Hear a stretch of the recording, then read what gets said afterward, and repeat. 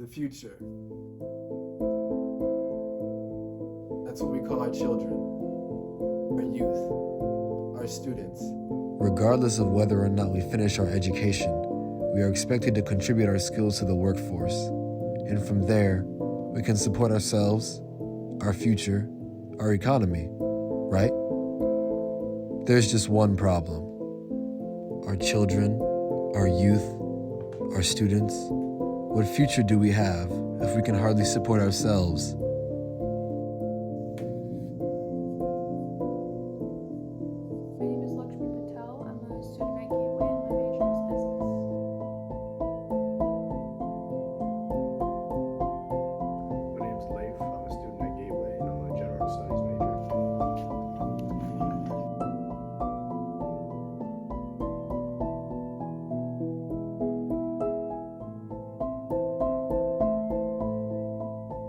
I go to Gateway Community College in New Haven, and I'm a communication and media study major.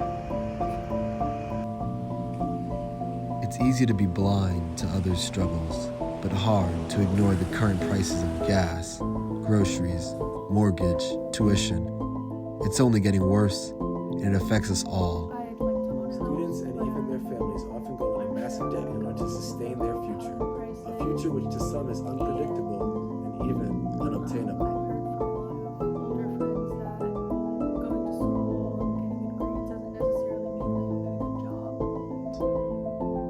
The money. The hardest part about paying for the house is the money.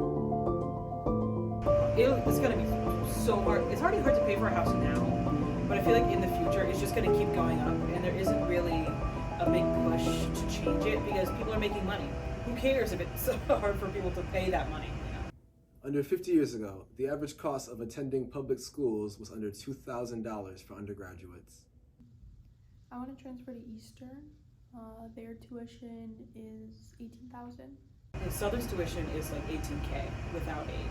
For private schools, the average cost used to be $10,000. Now, to attend one of the better private schools, it will cost upwards of $50,000. I think accumulating a great amount of debt would definitely be a deal breaker for me. That's one of the reasons I came to Gateway. Students and even their families often go into massive debt in order to sustain their future, a future which to some is unpredictable and even unobtainable. I think it will be hard to support myself after college, especially because how much I'll be getting paid is uncertain, even if I go to grad school and graduate. But if I just graduated at Gateway with my associates, I definitely don't think I would be able to. What's our solution? Is it the unchecked spending of young people who often go into debt? Or is it the greedy executive boards who have enough money to make change but choose not to? It's not just about saving for a house, there's also a lot of other things to take into account right now, like school. If you're living alone, then food, all the other costs that come along with life. Our students are unable to create laws, they're unable to influence votes.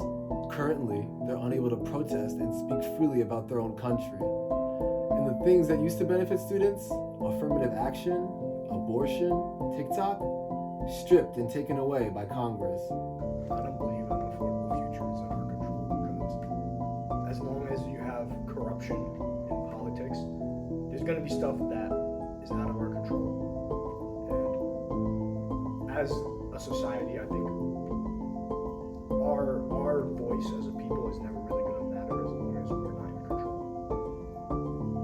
I think making our future affordable is kind of out of our hands because there's a lot of older generation, boomers if you will, who are in politics making decisions. So they aren't really making decisions that are beneficial for us, maybe more so than.